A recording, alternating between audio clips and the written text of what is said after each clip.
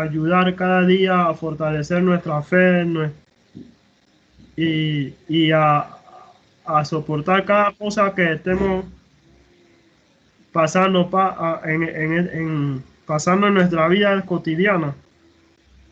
Así que vamos a estar, amén, orando por la palabra, por la santa palabra de Dios que va a ser expuesta, amén, en esta mañana.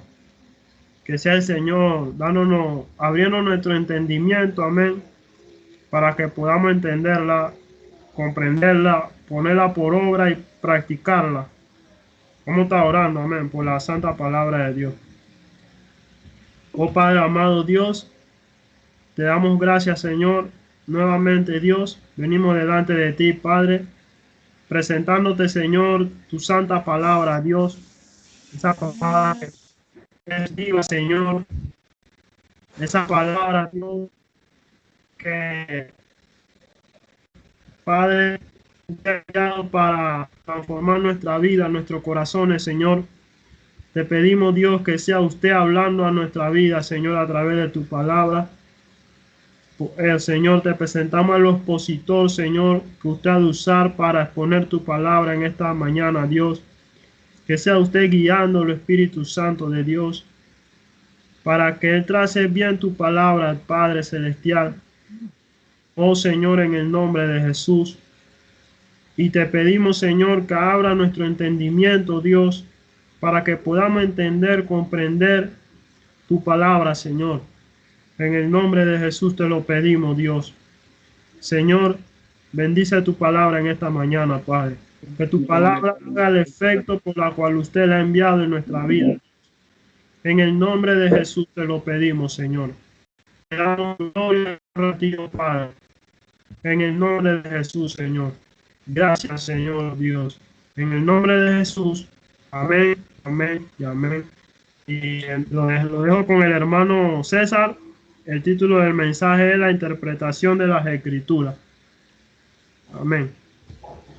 Gloria sea al Señor en esta mañana, mis estimados hermanos. Antes de empezar, yo quisiera, que estemos orando, pues tengamos una actitud de oración, porque he podido notar como que la señal se está cayendo en algunos sitios. Entonces no vaya a ser que se malogre parte de nuestra presentación de culto al Señor, motivado pues por esto de la debilidad de la señal, o la fluctuación de la señal, o de la electricidad.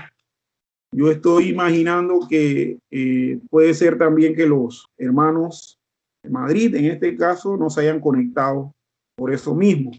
Así que estemos pues en una actitud de oración respecto a esto, pues para que podamos todos juntos poder participar y no desconectarnos de alguna u otra manera.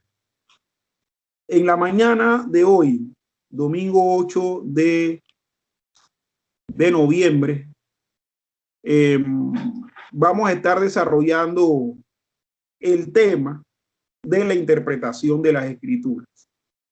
Este es un tema para muchos y para nosotros que debe tener una alta importancia, hermano, porque de cómo entendemos lo que la Escritura manifiesta en sus páginas es asimismo como vamos a creer y cómo vamos a actuar.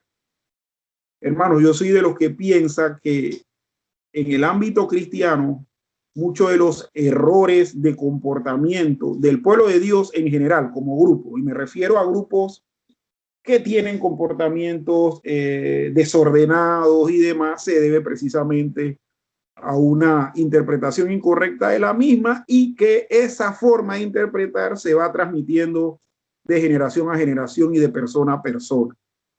De igual manera pienso yo, hermanos, que la mala conducta que podemos nosotros tener personalmente obedece también precisamente a una mala interpretación. ¿Y por qué digo con una mala interpretación y no a una desobediencia expresa? Hermano, sencillamente porque la desobediencia es mala interpretación de la Biblia. El resistirse el resistirse a lo que la Biblia dice que hagamos y que está claramente expresado, es querer darle la interpretación que nos convenga y tristemente que engaña a nuestra conciencia. Entonces, esa es una interpretación falsa, correcta, inadecuada también. Así que debe tener para nosotros una alta importancia, hermano. Nosotros no debemos nunca descuidar este aspecto de nuestra vida cristiana. Nunca debemos descuidarlo. Debe ser algo que debe estar siempre presente y siempre dispuestos a obedecer cada vez que abrimos la Biblia, empezamos a leerla y a estudiarla. Y creo que como iglesia que ya hemos formado, una de nuestras normas es esa: interpretar correctamente la Biblia, hacer lo que la Biblia siempre ha querido decir que se haga, no lo que me conviene o me satisface o me gusta o no me gusta. Bien, como dijimos, hermanos, este es uno de los últimos temas, ya el penúltimo tema de esta doctrina de las Sagradas Escrituras. De hecho, esta doctrina en la Confesión de Westminster tiene 10 puntos o 10 subtemas. Y este penúltimo tema es la interpretación. Y dice este numeral 9 de este primer capítulo, que conlleva y contiene todo lo referente a las Sagradas Escrituras en la Confesión de Fe de Westminster, lo siguiente: la regla infalible de la interpretación de las Escrituras es la Escritura misma. Por lo tanto, cuando hay duda acerca del total y verdadero sentido de algún texto, el cual no es múltiple, sino único, debe investigarse y entenderse mediante otras partes que hablen más claramente. Hermanos, ¿qué nos quiere decir o qué nos dice este numeral 9 que habla respecto a la interpretación de la Escritura? Primero nos dice que la regla que no falla, he ahí la palabra infalible, la regla que no falla de la interpretación de la Escritura es la Escritura misma. De hecho, hermanos, hay un precepto hermenéutico, y cuando hablamos de hermenéutica hablamos de interpretación. Hay un precepto hermenéutico que dice que la Biblia interpreta a la Biblia. La Biblia no aclara la Biblia. Hermanos, la Biblia no puede ser un documento, y no lo es de hecho. No es un documento sombrío que cada vez que pasamos las páginas se vuelve más oscuro. No. Si la Biblia llega a tener algo que para nosotros es oscuro, en el resto de sus páginas ella lo aclara. ¿Y qué sucede cuando se persiste en el individuo una no claridad? Bueno, esa no claridad va a depender mucho de la metodología que está usando, de los maestros que está teniendo y de la diligencia que le preste al estudio de la Escritura. Entonces tenemos esta regla, hermano. La Biblia, que es un libro claro, nosotros hemos hablado de la claridad de las Escrituras, va aclarándose cada vez más a medida que pasamos sus páginas. Entonces, ¿qué conlleva esto de que la Biblia interpreta a la Biblia? Esto conlleva, hermanos, que cuando hay un pasaje que nos rompe la cabeza, que no hay manera de entenderlo, entonces habrá otros pasajes que nos aclaren. Y esto sucede precisamente, hermanos, con pasajes que son únicos y que nos llenan de dudas y que se puede aclarar con otros en la Biblia que hablen de un tema relacionado con el de ese texto. Y voy a poner un ejemplo nada más para mencionarlo. lo que se habla en la epístola de San Judas respecto a los millares de ángeles que van a venir con el Señor a aplicar justicia a la humanidad. Ese pasaje que va a ser un poco sombrío, se aclara con otros textos de la Biblia que nos van a dar luz respecto a eso. Este pasaje en sí no lo vamos a tratar, solamente le estoy haciendo mención. Es uno que dice que de estos también profetizó Enoc, séptimo desde Adán, diciendo: he aquí vino el Señor con sus santas decenas de millares para hacer juicio contra todos y dejar convictos a todos los impíos de todas sus obras impías que han hecho impíamente y de todas las cosas duras que los pecadores impíos han hablado contra él. Este pasaje lo lee cualquiera, no tiene texto paralelo, pero sí se puede aclarar mediante la lectura de otros temas, de otros textos que tengan relación con el juicio del Señor, y la sombra se va desvaneciendo. Hermanos, interpretar las escrituras también va a conllevar que nosotros seamos, como dije anteriormente, un diligente estudiante, investigador de toda la Biblia. Muchos de los errores que se tienen de interpretación bíblica, hermanos, está porque un pasaje como este que acabo de citar, que está en la Epístola Universal de San Judas, la persona lo aísla, lo saca de contexto y hace toda una doctrina. Y ahí es donde vienen las exageraciones, y ahí es donde vienen las posturas radicales, y ahí es donde viene el desvío de muchos grupos referente a temas bíblicos. Antes de empezar el culto, manteníamos una conversación, el hermano Abdiel y yo, y posteriormente se unió el hermano David, respecto a las posturas radicales de algunos grupos. Y hermanos, cuando nosotros examinamos, habiendo estudiado la Biblia de manera seria, diligente y honesta, con una metodología adecuada, y también examinando la historia de esos grupos, nos vamos a dar cuenta que el error fue de interpretación. El error fue de la manera en que se acercó a la Biblia. El error fue de las ideas que él le impuso al texto y que lo vio como una iluminación de lo que significaba.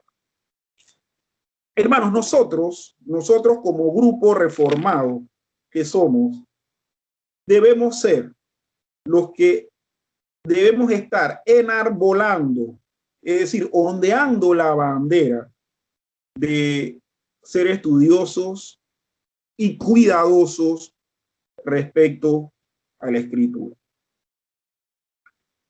Precisamente, hermanos, antes de poder ir a los textos bíblicos que hemos estado leyendo de manera devocional en el culto de hoy, quiero compartir con ustedes 11 pasos que, si alguno tiene la velocidad de copiarlo, sería excelente. Mas lo que voy a hacer ahora va a ser mandar un texto con cada uno de esos puntos. Estos son reglas de hermenéutica bíblica o reglas de interpretación bíblica, y quiero compartirla con ustedes, hermanos, para que cada vez que usted vaya a un texto, lo haya leído, releído, haya desarrollado el método inductivo y posteriormente pase de observación a interpretación, entonces aplique pues estas 11 normas que vamos a mencionar. En primer lugar, la primera norma o regla es: el sentido literal de la escritura debe gobernar la lectura, a menos que el texto indique lo contrario. Si nosotros estamos leyendo una narración, nosotros tenemos que ver e interpretar todo lo que nos dice esa narración de manera literal.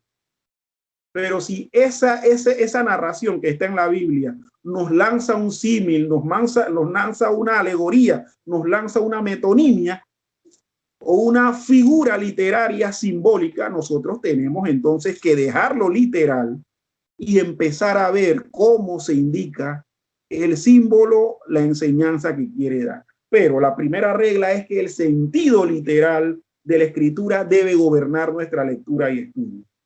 En segundo lugar, el estudiante de la Biblia debe permitir que la Biblia defina su propio lenguaje, ya sea literal o figurado. Hermano, usted no le debe estar adjudicando esa categoría a los textos que le da la gana. No.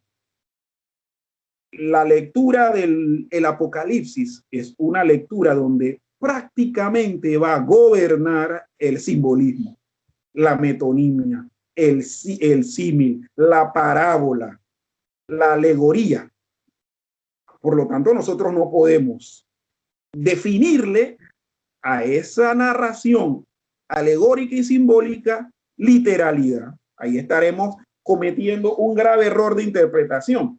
Y es por eso que mucha gente hoy quiere andar prediciendo eventos basados en un libro inspirado por Dios, pero que es simbólico como el Apocalipsis. Y usted ve, y usted va a ver que va a haber gente poniendo fecha. Es más, ayer me enteré y me ocasionó algo de risa, que decían algunos que ellos habían profetizado el triunfo de Donald Trump en las elecciones de Norteamérica basado en una lectura de Apocalipsis. Y otros también dijeron lo mismo, que ellos habían pronosticado el triunfo de Joe Biden a través también de una lectura de un libro como Apocalipsis. Los dos están equivocados, los dos son falsos profetas, porque el simbolismo del libro Apocalipsis no habla ni de Biden ni de Trump, ni habla de elecciones. Entonces nosotros debemos tener un cuidado cuando hablamos de eso. En tercer lugar, el estudiante de la Biblia debe entender que el contexto es totalmente importante en definir palabras e interpretar pasajes. El contexto. Uno va a ir entendiendo cosas, versículos, palabras, conceptos, cuando uno lo ve dentro del contexto. Si uno lo saca de su contexto, va a tener un pretexto y usted va a interpretar cualquier cosa, menos lo que el texto bíblico quiere decir. En cuarto lugar, el estudiante de la Biblia debe entender que pasajes claros interpretan los menos claros, como dijimos en la lectura del numeral 9 de la Confesión de Fe de Westminster. Es pasajes claros interpretan a los más claros. 5. El estudiante de la Biblia debe comparar la escritura con la escritura. Hermanos, mucha gente quiere comparar la Biblia con registros históricos. Uno debe comparar la Biblia con la Biblia misma. Miren, y algo que no me voy a cansar de decirlo, hermano, algo que me está encantando a mí de la confesión de fe, y no estoy alabando la confesión de fe, quiero que sepan, pero algo que me está encantando de la confesión de fe de Westminster es que nos está diciendo cosas de manera anticipada. Cuando estos eruditos de las Islas Británicas se reúnen en Londres, en la abadía de Westminster, plasman en estos numerales cosas que hoy en día nosotros vemos tan necesarias. Y yo me pongo a pensar, yo digo, wow, el Señor en verdad le dio un entendimiento profundo a esta gente. Esta gente sí era sierva de Dios, hija de Dios y maestros y estudiantes eficientes de la Biblia. 6. El estudiante de la Biblia debe entender que las parábolas no definen doctrina, pero sí la ilustran. Hermanos, las parábolas no definen nuestras doctrinas o las doctrinas generales. Las parábolas las ilustran. Y en una parábola usted va a encontrar ilustración para varias doctrinas. El error es de que cada parábola nos dice una doctrina diferente. No, hermano, tengamos cuidado. Y esto es un error que mucha gente comete. 7. El estudiante de la Biblia debe entender que la revelación es progresiva. Hermanos, lo que mencionó Dios en el Génesis se va desarrollando y ampliando, va teniendo un progreso a medida que la Biblia se va desarrollando, a medida que el consejo de Dios se va entregando al ser humano y se va plasmando en las páginas de la Biblia. Cuando nosotros llegamos al Nuevo Testamento, es decir, a la plenitud de la revelación bíblica, nosotros entonces entendemos unas cosas. Hay un libro que no sé por qué se ha dejado de editar, a menos que en Panamá la gente no haya tenido interés en la lectura de él, pero hay un libro que salió hace muchos años atrás que se llamaba El Antiguo Testamento en el Nuevo. Y ese fue un libro fantástico, precisamente un libro de una editorial que se llama Editorial Creación, que es una editorial de corte reformada en España. Y ese libro hablaba de cómo uno va a entender aspectos del Nuevo Testamento cuando ve que en ella están contenidos citas del Antiguo, como en el caso del capítulo 15 de Hechos que vamos a ver ahora. La revelación bíblica es progresiva. 8. El estudiante debe entender el paralelismo del Antiguo Testamento. Es eso, paralelismo, tipos y antitipos.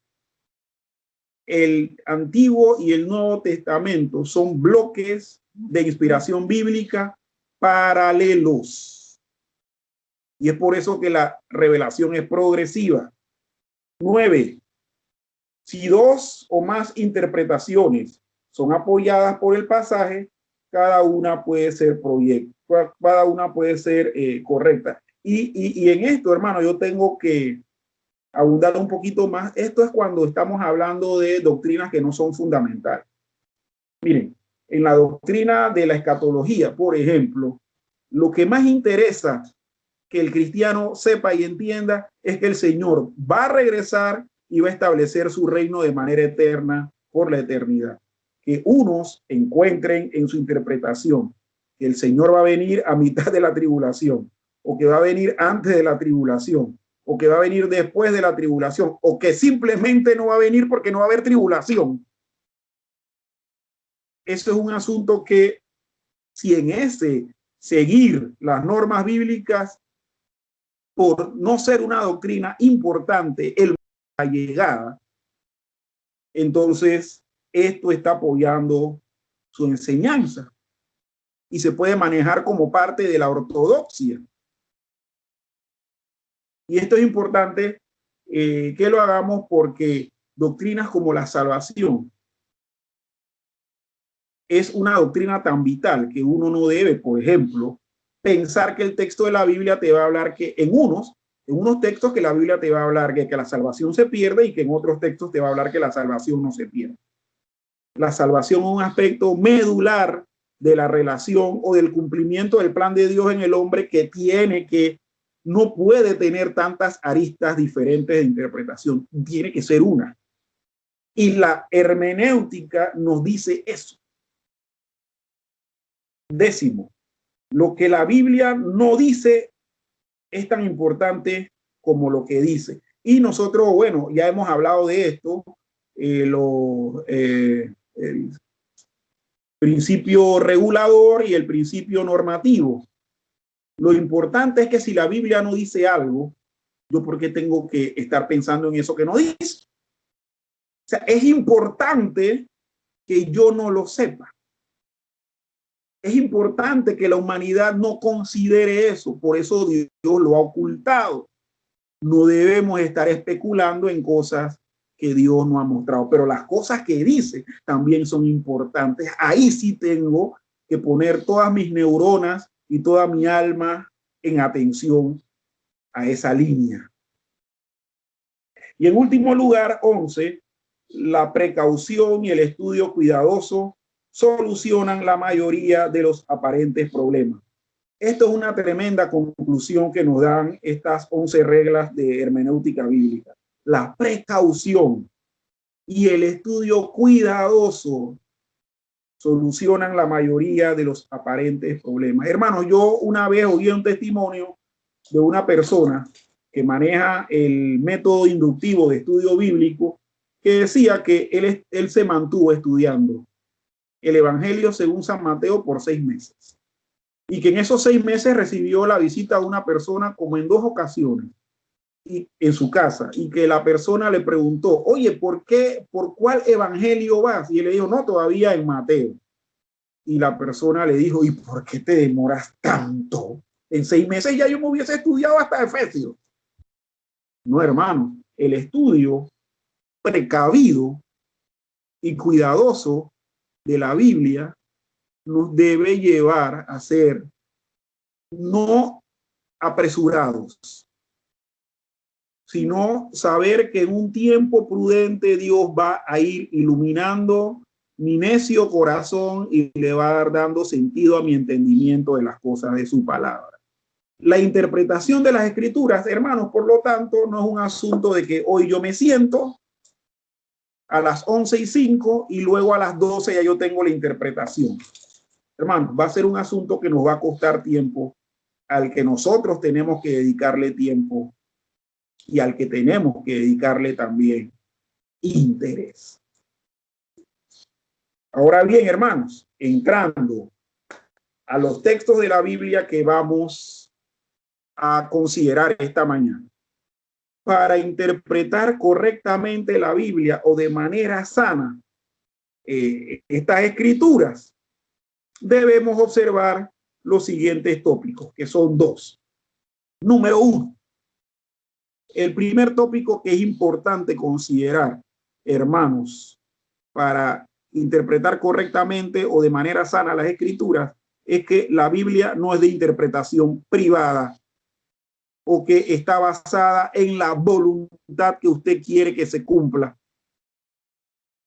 La Biblia es de interpretación precisamente de Dios y está basada, forjada y obligada a la voluntad de Dios. Y en segundo lugar, la concordia o armonía de toda la escritura. Nosotros no podemos dejar de ver que la Biblia concuerda, es armónica en todas sus páginas. Bien, en el tópico primero que mencionamos, que las escrituras no son de interpretación privada o de voluntad humana, quiero que me acompañen, hermanos, a Segunda de Pedro, capítulo 1, versículos 20 y 21.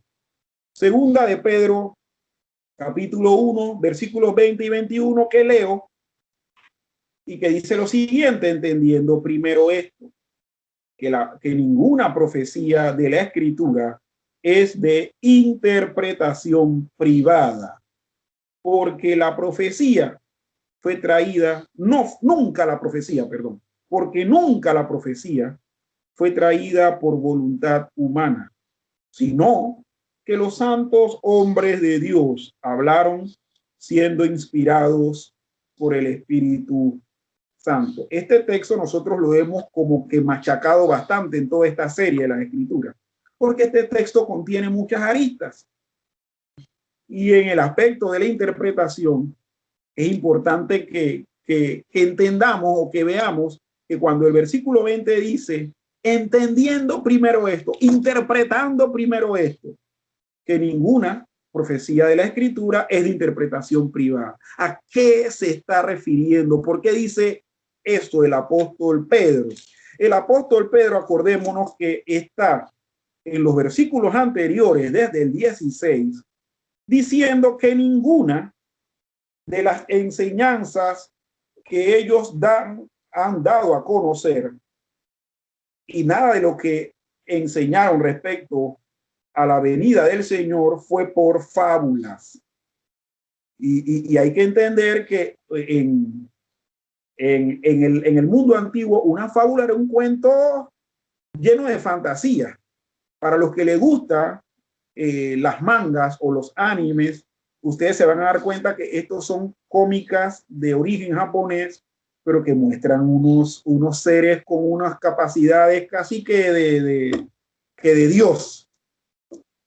Entonces, y en las fábulas en la antigüedad eran narraciones donde los árboles, los animales, el viento tenía comportamiento humano. Es de ahí que, por ejemplo, nosotros en español, digamos, cuando alguien nos echa un cuento, nosotros le decimos fabuloso, porque le estamos diciendo, hey hermano, tú agarraste esa bola y la sacaste del estadio. Eso fue un batazo de 4 esquinas. Y es más, no solamente la sacaste del estadio, la mandaste a otro estadio. Te la apañaron el batazo en el center fielder de otro estadio. Fue tan grande lo exagerado de lo que nos contó que nosotros le decimos, eso es fabuloso. Pedro entonces, ¿qué les dice? A los que le está diciendo esto que empieza a decirse desde el versículo 20, que ellos fueron testigos presenciales de la gloria del Señor. Ellos vieron con sus ojos cómo el Señor, en el momento de la transfiguración, le dijo a Cristo, este es mi Hijo amado, en el cual tengo complacencia. Hubo 2 eventos en el cual Dios dijo eso, en el momento del bautismo y posteriormente en el momento de la transfiguración. Pero creo yo que se refiere al de la transfiguración porque en el que Pedro estuvo presente fue en ese. Él no estuvo posiblemente presente en el momento del bautismo de Jesús. Jesús lo eligió posteriormente a él. Posiblemente pudo ser que oyó escuchar algo de Jesús, pero no era seguidor de Jesús para ese momento. Entonces, dice Pedro que ellos no le han contado o no le han enseñado nada fabuloso, nada que sea mentira o exagerado, sino algo cierto. ¿Por qué? Porque ellos estuvieron presentes, él principalmente.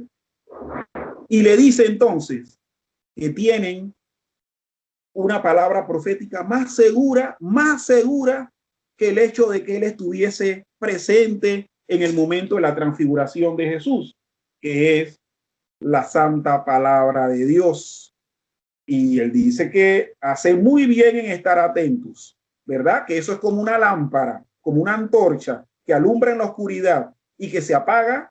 La palabra de Dios se apaga cuando el Señor venga. Es decir, así como la antorcha y la lámpara se apagan en la mañana porque ya sale la luz del sol, que es mucho más fuerte y brillante que la de la antorcha.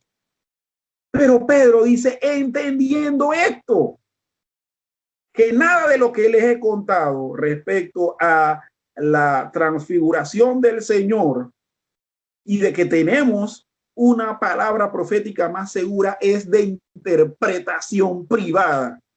Es decir, la palabra profética más segura, a la cual debemos estar atentos porque es segura, no debe ser tomada a la ligera pensando que lo que yo entiendo de manera particular, eso es lo que es. Y ahí entonces entramos al kit de lo que queremos plantear en este tópico, mis estimados hermanos. Vemos en estos 2 versículos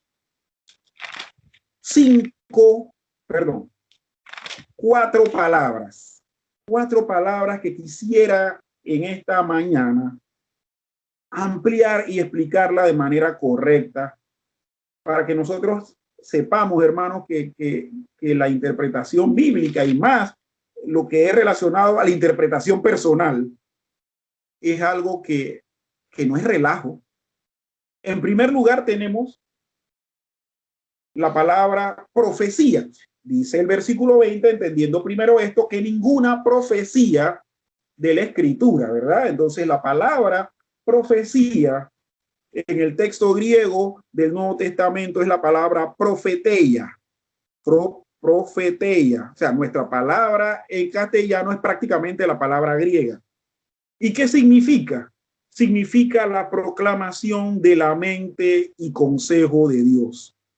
Y viene de 2 raíces griegas. Pro, que significa delante, y femi, que significa hablar. Cuando en castellano usted escucha palabras como propuesta, proponente, prominente, tiene precisamente esta misma raíz pro, que significa ir por delante o adelante. Como dije, tiene estas dos raíces, pro que significa adelante y femi que significa hablar. Por lo tanto, hermanos, en este versículo 20 y en el contexto general del Nuevo Testamento, se habla ya del don ejercitado y se habla ya de aquello que es profetizado. Todas las cosas que en la Escritura ya han sido predicadas, profetizadas, han sido anunciadas, no deben interpretarse de manera privada, hermano.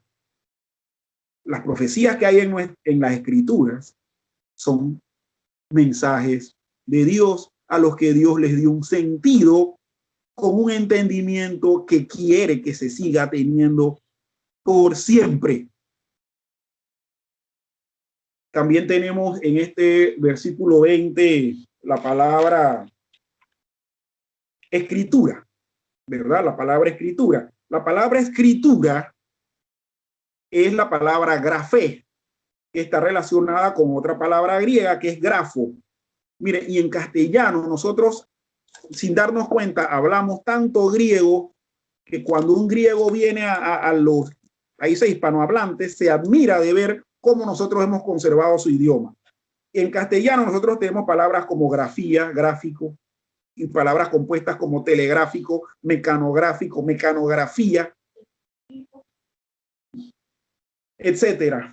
¿Y qué denota esta palabra grafe? Denota primariamente un dibujo o una pintura y secundariamente denota un escrito. Por lo tanto, cuando dice que ninguna profecía de la Escritura se está hablando, hermanos, de algo que ya fue anunciado o profetizado, que fue trazado, que fue expresado en letras o símbolos que contienen una idea. Todo lo que nosotros tenemos escrito, hermanos, todo lo que tenemos nosotros escrito,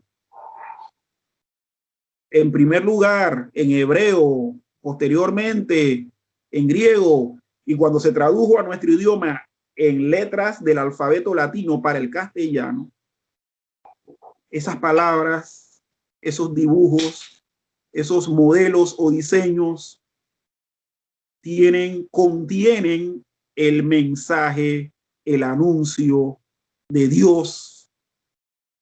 También en este pasaje 20, en este versículo 20, tenemos la palabra interpretación. Y la palabra interpretación es, en este versículo 20, la palabra griega epilusis. Epilusis, que viene de epilúo y que también tiene dos raíces griegas que es importante entender. La palabra epi, que significa arriba, y la palabra luo, que significa soltar. Voy a hacer un comentario. Cuando ustedes vean, por ejemplo, palabra como episcopal. Episcopal, que es el término que usa la Iglesia de Inglaterra para el gobierno eclesiástico de ellos, significa epi, que significa por encima o arriba, y copos, que significa observar. Por lo tanto, el obispo o episcopo es un supervisor, porque está viendo desde arriba. Está viendo desde arriba a los demás, ¿verdad? Cuando usted tiene, voy a buscar otra palabra en castellano, epílogo. Esta palabra nosotros la encontramos en los libros. Y el epílogo siempre es una introducción que el libro tiene. Es lo primero, o sea, está por encima, está por delante, por arriba de todo el contenido de ese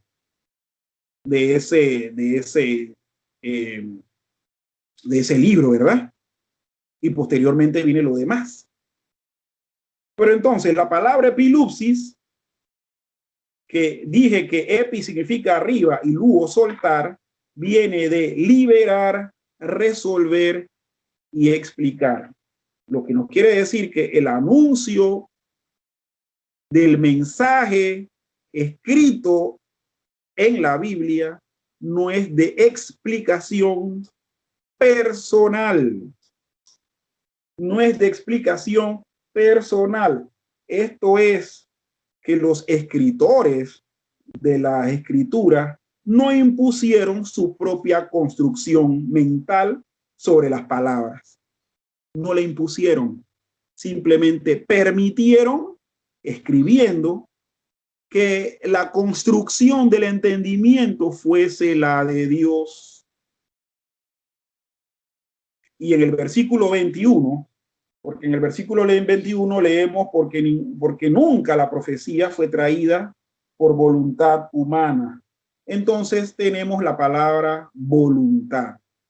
La palabra voluntad es la palabra griega telema y que significa, hermanos, la voluntad descrita como la emoción de estar deseoso en lugar de la cosa deseada, de la voluntad de Dios y de la voluntad humana, la voluntad de la carne. Mire, lo que está diciendo esto es que este mensaje de Dios que está escrito en forma de trazos, de letras, de palabras que contienen ideas del mensaje y que no debe explicarse de manera particular, no fue traída por la emoción de querer que diga algo o la emoción de querer decir algo, sino realmente por el deseo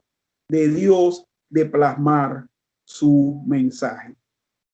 Hermanos, cuando nosotros vamos a interpretar la Biblia, tenemos que despojarnos de creer que vamos a recibir una revelación, porque la revelación ya está dada. No debemos imponer nuestro criterio o nuestro pensamiento y debemos saber que lo que debe prevalecer es la voluntad que Dios, cuando inspiró a los escritores, se plasmó en el entendimiento de lo que la Biblia dice. Hermano, esto como regla, esto como tópico para correctamente interpretar la Biblia es muy importante. Hacer todo lo contrario a lo que hemos hecho es lo que se denomina eisegesis, es decir, yo le meto a la Biblia la explicación que yo quiero que dé. Cuando con la Biblia, si seguimos la indicación de estos dos versículos, tenemos que hacer exégesis, es decir, dejar que el texto nos diga lo que tiene que decir. Mis estimados hermanos, si en algún momento nosotros hemos hecho eisegesis, bueno, pidámosle perdón a Dios y no lo hagamos más, porque eso lo que lleva es a provocar malas interpretaciones, a perversiones del cristianismo y a mal testimonio. Y el segundo tópico, hermanos, es que para interpretar la Biblia debemos considerar la concordancia o armonía de toda la escritura. Entonces vámonos a Hechos capítulo 15, versículos del 15 al 16. Hechos capítulo 15, versículos del 15 al 16. Yo voy a estar leyendo hasta el 18, hermanos, porque ese fue el texto de Amós que leímos. El texto de Amós que me pidió el hermano Abdiel que leyésemos es precisamente parte de la lectura que vamos a tener ahora en Hechos capítulo 15 del 15 al 18. Inicia así: y con esto concuerdan las palabras de los profetas, como está escrito: después de esto volveré y reedificaré el tabernáculo de David, que está caído, y repararé sus ruinas y lo volveré a levantar, para que el resto de los hombres busque al Señor y todos los gentiles sobre los cuales es invocado mi nombre, dice el Señor, que hace conocer todo esto desde tiempos antiguos. Miren, en el capítulo 15 se está dando una situación. ¿Cuál es la situación? En la iglesia en Jerusalén se está convocando a un concilio, una reunión cumbre, en la cual se va a tratar un tema importante. El tema a tratar es que habían algunos gentiles que se estaban convirtiendo al Señor. Se convirtieron algunos con Pedro allá en Cesarea y también con Pablo y Bernabé. Eso fue un desfile de gentiles convirtiéndose porque eso fue parte de la experiencia del ministerio de Pablo y Bernabé. Al oír estas cosas, Pablo y Bernabé son encaminados a Jerusalén para dar un informe de eso. Pero en la locución de Pablo y Bernabé los interrumpen los judaizantes, como siempre, ¿verdad? Y le dicen, pero no, a ellos hay que exigirle que cumplan el rito de Moisés. Y ahí es donde se forma entonces la discusión y se levanta Pedro. Se levanta Pedro y cuenta lo que a él le pasó en Cesarea y demás. Jacobo. No, Pedro. Pedro cuenta su experiencia y calla a los judaizantes.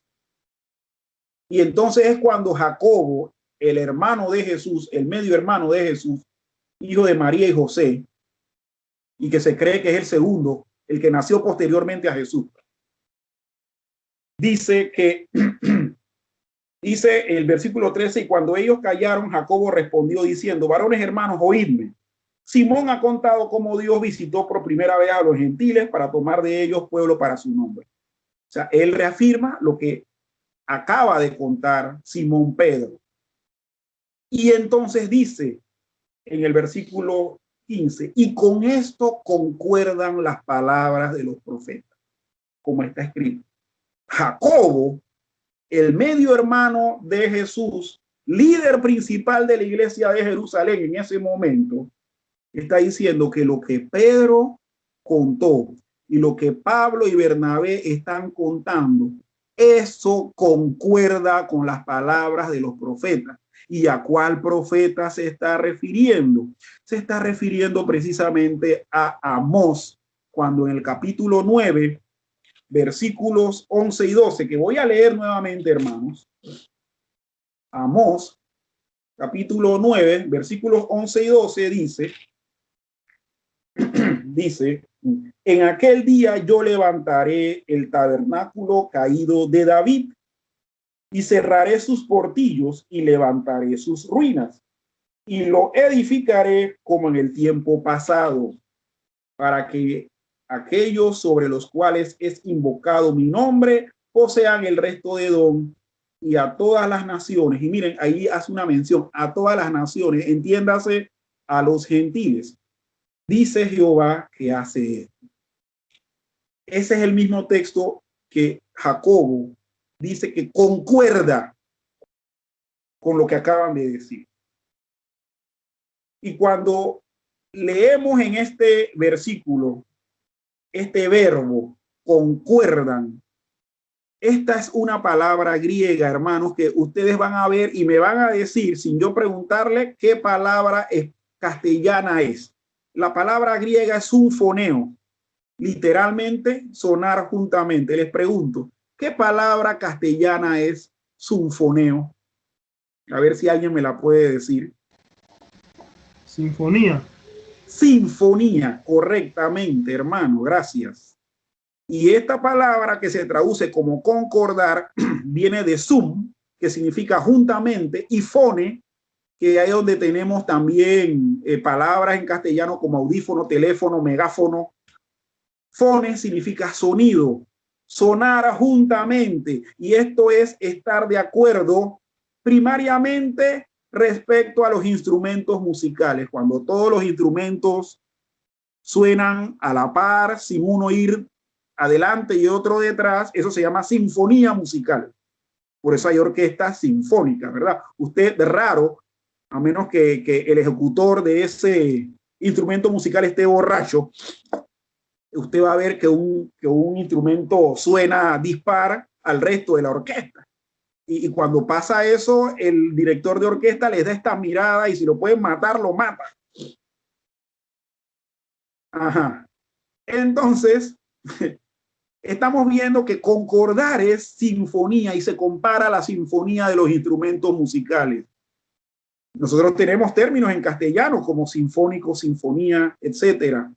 Y se usa en el Nuevo Testamento y en este pasaje de la concordancia de los redactores de la Escritura.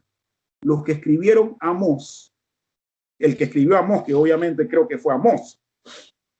Bueno, Amós tuvo la revelación del mensaje ese. Pero los que redactaron estaban haciendo anticipadamente una mención de un asunto que se iba a reflejar en el hecho de que los apóstoles estuviesen predicando el evangelio a otras naciones, estuviesen haciendo discípulos de otros seres humanos que no son israelitas, que no son hebreos, que no son judíos. Mis estimados hermanos, si nosotros vamos a hacer una interpretación bíblica, y miren que el texto en su contexto dice que este evento fue profetizado. Eso es lo que quiere decir. Cuando nosotros vamos a interpretar la Biblia y queremos hacerlo correctamente, busquemos la armonía, pero no la busquemos apresuradamente, hermano. Busquémoslo de manera tranquila, que Dios nos va a dar el entendimiento para lograr ver toda esa conexión, toda esa concordancia que tienen los textos uno con el otro. Por eso nosotros hacemos muchas veces mención de términos como tipología. Adán es un tipo de Cristo, ¿verdad? Entonces hay una concordancia entre Adán y Cristo. Así como el pecado entró por un hombre, la muerte entró por un hombre, ¿qué fue lo que entró, hermanos? La redención de nuestros pecados. Hay una tipología, hay una concordancia, hay una sinfonía. Mis estimados hermanos, la interpretación de las escrituras no es un asunto que debamos tomar a la ligera. Es un asunto al cual debemos tener todo el cuidado.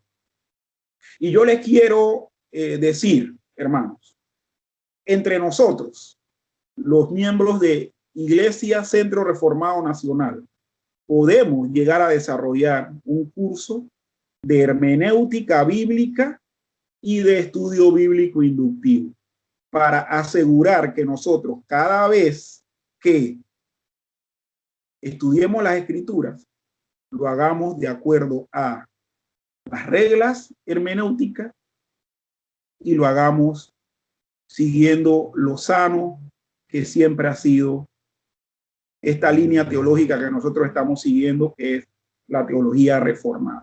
Por eso es, hermanos, que la teología reformada es una teología sólida, porque precisamente hace un ejercicio de interpretación cuidadoso, no a la ligera. Así que con esto les dejo, mis estimados hermanos. Yo espero que estas sean palabras que no caigan en saco roto, sino que sean puestas inmediatamente en aplicación y en práctica. El Señor me los bendiga a ustedes, mis hermanos. Amén. Vamos